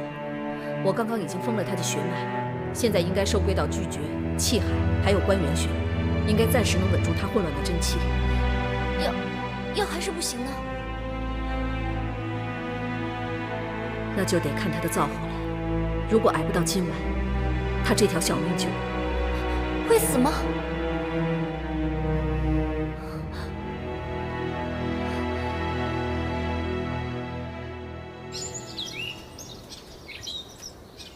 娘啊，舒公祖到底是个怎么样的人啊？为什么我们要走那么远的路去找他帮忙呢？你舒公祖他是个隐退江湖的武林高手，人人都尊称他为邓九公，也有人叫他无招大师。听起来好像很厉害的样子。不过他老人家性子有些古怪，一会儿要是见到他，可不要乱说话，机灵些，知道吗？哦。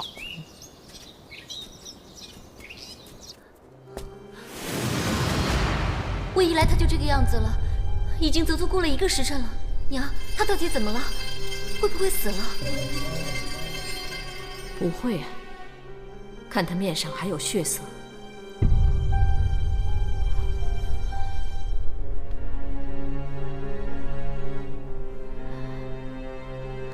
不可能啊！怎么了？该不会已经断气了吧？不，他非但没断气，反而体内的那道真气没有再到处乱窜，而且还都聚回到丹田之内。看来我昨天铤而走险，用歪打正着的方法救了他一命。哎呀，这可是关键，我得记到药谱上。哎，娘，我就知道你想做研究，但是你的话还没有说完呢。那股气到了丹田以后会如何呢？你不懂，这股真气原非他所有。假使他日后善加调理，融合他原有的真气，他的内力会因此直升好几个层级，说不定将来还会成为武林高手的。可是他看上去好虚弱，真的假的？此一时彼一时，将来的事谁也不能预料。哎，颖儿，赶紧去给娘取放药材的药囊来，娘要替她重新调制药草。真希望她早日醒过来。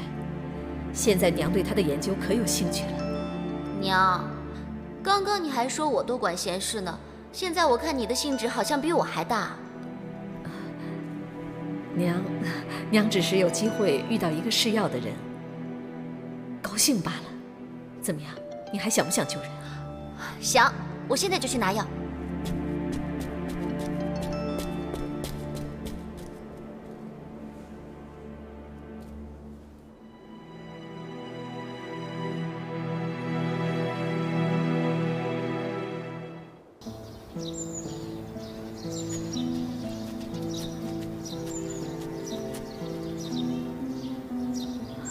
好多年都没有来，一切竟然都没有变。那我们快点进去吧。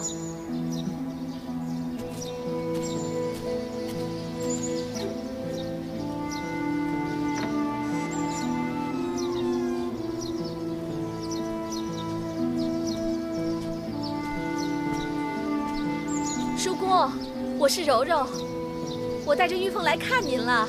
叔公，舒公祖。没有人，会不会出去了？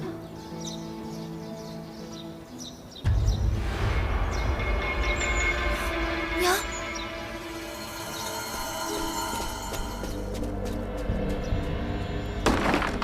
啊，舒公祖，娘，叔公，叔公，究竟发生什么事了？柔柔不孝，为尽后辈之责，这么久没来看你，想不到你已经……叔公，舒公祖，孙侄女玉凤第一次来拜见你，想不到竟是天人永隔，无缘尽孝。舒公祖，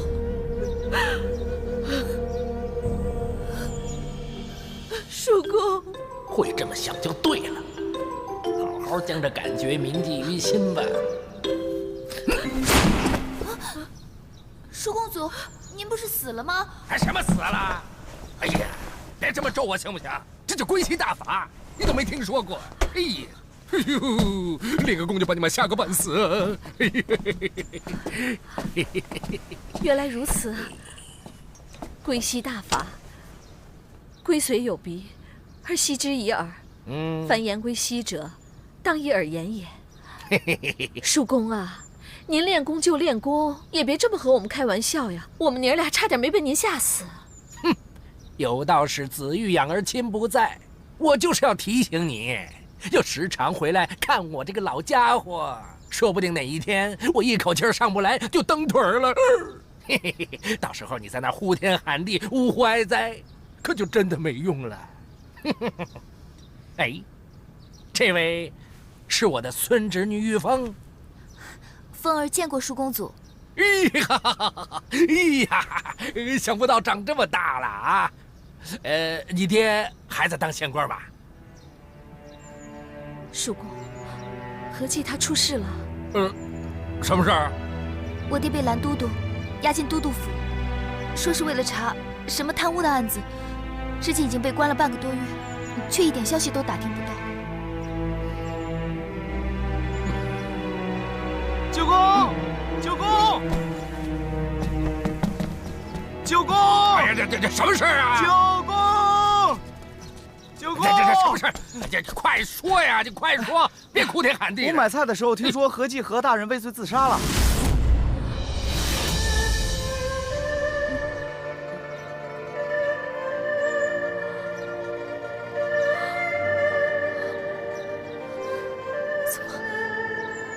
怎么可能会发生这种事？你是不是听错了？我怎么可能听错呢？大街上人都这么说。哎，九公，我记得那个何计何大人不是娶了您的侄女吗？怎么说你们也算亲戚是吧？您一点风声都没有听到？哎呦，不是，这两位是谁啊？什么人？干什么的？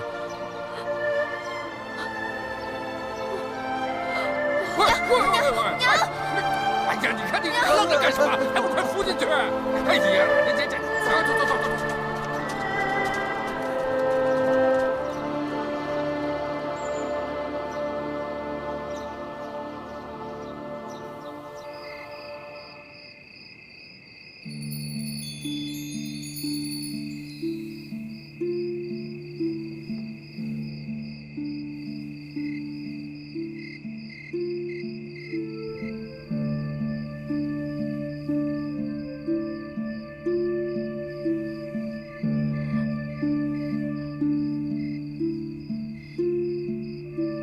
老爷，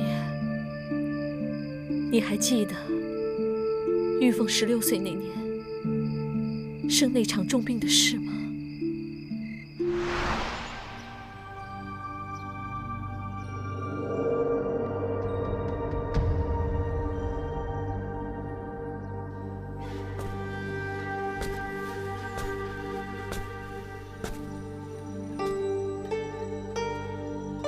凤儿情况怎么样了？依旧没有起色吗？大夫已经来看过2、3趟了。他说这一回害风寒的人都病得很严重，烧了又退，退了又烧。凤儿这2日总是在昏睡中。大夫说，只求病情不要恶化，就属万幸了。凤儿平常身体强健，没想到这一次居然病了这么多天。你待在家里可要好好看着她呀。你这话什么意思？难道你就让我一个人照顾她？凤儿可是咱们2个的女儿，她都病成这个样子了，你还要出门？家里还有下人嘛。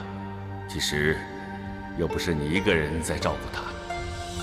你看县衙大门之外，这次水患之重，很多乡民百姓家都被冲走了，田也被淹了，老的死的死，小的病的病，他们又可曾有下人照顾呢？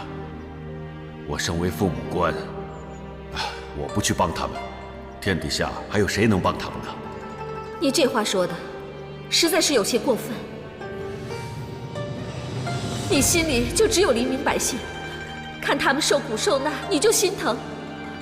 那我呢？我和凤儿，在你心里还有没有位置？凤儿躺在床上病痛难挨，你就一点感觉都没有。说到你的痛处，你就无话可说了。你知不知道这几年我嫁给你，过的是什么日子？家里大事小事，都是由我来拿主意。你每年的俸禄，也就才10几担，每次开仓赈灾，还要自己贴买贴粮垫银子。你在百姓眼里是个青天大老爷，可你没有想过，家里的孩子大了也要穿衣吃饭，害得我每个月都要捉襟见肘。这些事你想过没有？你也不想想，你一出去就是10天半个月不回来。这些事我跟谁商量去？我明明也是有丈夫的人，别人的丈夫都在自己身边，我呢？我的丈夫有和没有都一样。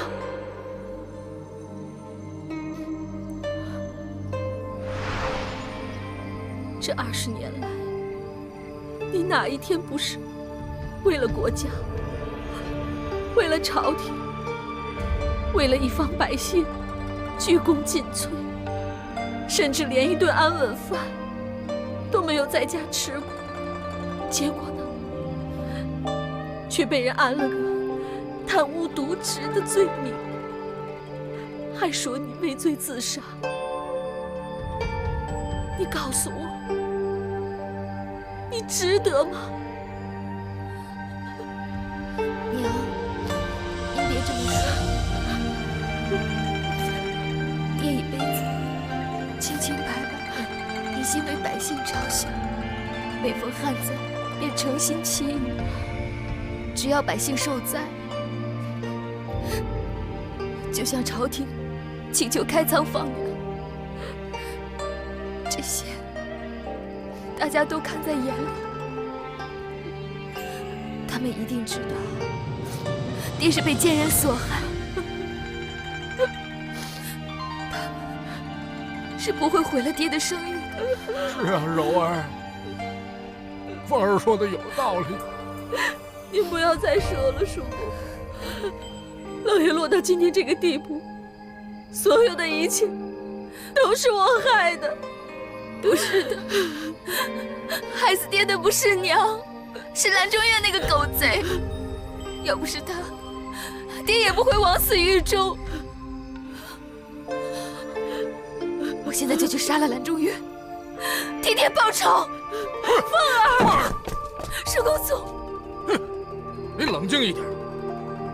听闻蓝中月这个人武功十分高强，阴险狡诈，你年纪轻轻，在他眼里无足轻重，你贸然前去以卵击石，那是白白送死。可是杀父之仇，不共戴天。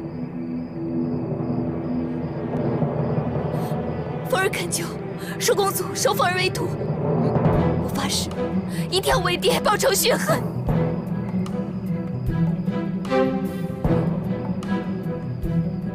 不行，我从不收徒。叔公祖，这位姑娘，你这个愿望是美好的，可九公他不收徒弟。我想拜九公为师很多年了，别说武功了，就连做菜，我都是自学成才的。叔公祖，看在我爹的份上，难道你就不能破一次例，收我为徒吗？叔公祖，求求您了，叔公祖。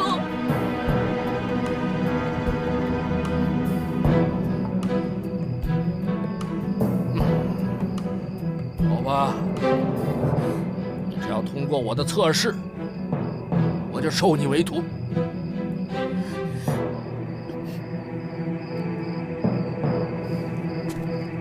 叔公祖，您给我这么一大桶豆子做什么？这跟测试又有什么关系呢？你只要能在1炷香的时间，把这里头的绿豆跟黄豆分开，我就收你为徒。怎么样？拜师学艺，你以为是一件很简单的事？如果你连这一关都通不过，那日后就别想有所成就了。不如早早放弃，本本分分的待在我这儿。不过是挑个豆子而已，这点小事还难不倒我。咦，你以为这是小事啊？1炷香时间让你挑出黄豆和绿豆，我挑了这么多年了，到现在还没拜九公为师呢。九公，要不咱给他换个测试吧？咱们把黄豆和绿豆换成苹果和橘子，行不？门儿都没有！闭嘴！怎么样啊？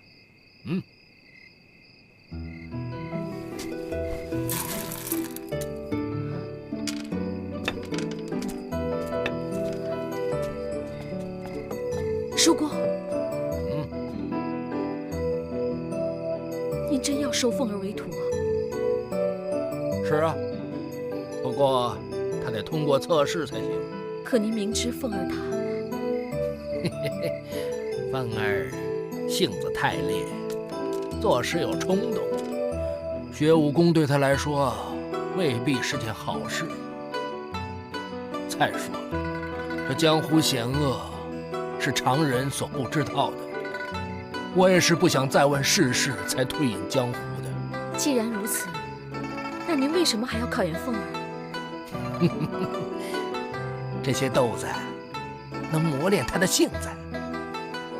习武之人要动心忍性，不管他通不通得过这测试，这样的考验对他也是有好处的。更何况想要通过这个测试，可着实不易呀。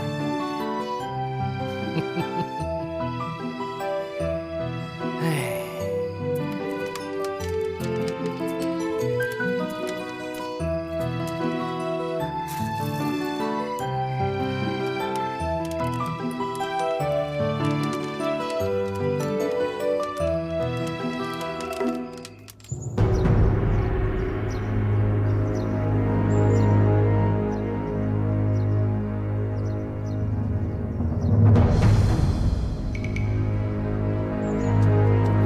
爹，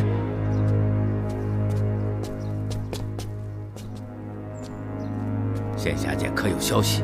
完全没有。派去监视张宏烈的探子说，这些事情仿佛和宋宁远一点关系都没有，而且他们也没有发现任何与仙侠剑有关的蛛丝马迹。意料之中。还有没有其他消息？有，而且是个相当有意思的消息。说来听听。依探子所言，张宏烈对宋宁远的后事十分慎重，除了灵堂设置，就连沐浴更衣都不假他人之手。说是兄弟一场，理当送他最后一程。这可怪了，神剑山庄有那么多的门生和仆役可供使唤，却由一个副盟主屈尊降贵干这种事，这太不合常理了。那宋宁远的遗孀有什么反应吗？没什么特别反应，但据孩儿所知，这次宋宁远的遗体是由张宏烈跟苗翠园一同入殓的，而且苗翠园对张宏烈特别的信任，处处都要他拿主意。这张宏烈虽然和宋宁远是结义兄弟，可毕竟是个外人，他能如此亲力亲为，只怕其中另有蹊跷。你派探子盯紧点。孩儿已经吩咐过了。掌门，参见掌门。人呢？属下无能，山谷周围数里都找遍了，但是没能发现宋生秋的下落。怎么可能？宋生秋是随他爹一起掉下山崖的。如果说还活着，就应该回到了神剑山庄；如果说死了，怎么可能找不到尸首呢？你们是怎么找的？属下无能，请上主责罚。算了，你们先下去吧。是。爹，这事儿您怎么看？宋宁远坠崖之前，已经把毕生的功力都传给了宋生秋。父子二人坠崖之时，仙霞剑确实还在宋宁远手里。现在宋宁远已死，按理来说仙霞剑就该在宋生秋手上才是。话是不错，可是这不能解释为什么宋宁远的尸体会出现在神剑山庄。他受过重伤，一个人绝对回不来。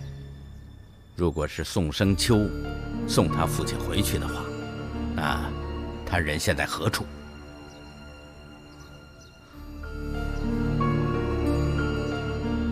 难道说这宋生秋动了歹心，想将仙霞剑据为己有，所以就把他爹的尸体送回神剑山庄后，想方设法逃了？这样做难度太大了。宋生秋就算吸收了他父亲的功力，也未必能这么快化为己用。更何况那么大一个神剑山庄，不可能逃过所有人的眼睛。唯一的可能是，他根本没回去。那宋宁远是怎么回到神剑山庄的？这点我也想不通。整件事疑点太多。宋宁远为什么会死在神剑山庄？而张红烈又为什么坚持要亲手入殓？这些是否与仙霞剑的失踪有关呢？实在令人费解。但爹，唯一可以确定的是，如果仙霞剑真的落入宋生秋的手里，而他又认定我是他的杀父仇人，一旦让他有机会练成仙霞剑的剑法，那后果是不堪设想的。这仙霞剑威力虽大，但他宋生秋毕竟只有一人之力。如果说我们联合蓝都督的力量，未必治不了他。蓝中岳这个人城府太深，你要记住，此人只能小心利用，万万不可依赖于他。还有，以爹的观察，只怕他对仙霞剑也是虎视眈眈。如此说来，我们岂不是腹背受敌吗？自古以来，要成大业者，哪个不是险中求胜？眼下，我们要静观其变，先弄清楚仙霞剑的下落，才是当务之急。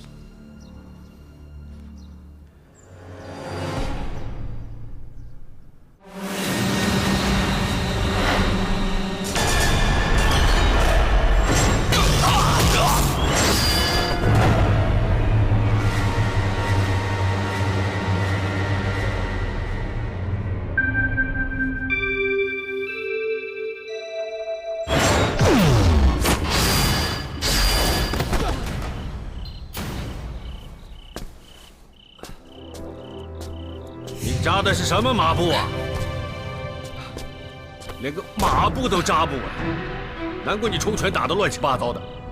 要说你是神剑山庄的少庄主，我还真说不出口。爹，冲拳和扎马步这种基本功夫，天天练能有什么用啊？你要是想让孩儿武功精进，就应该教孩儿神剑6式或者其他剑法。冲拳马步都是习武的基本功，那是锻炼你的体魄，让你的身体能够经得起千锤百炼的功夫。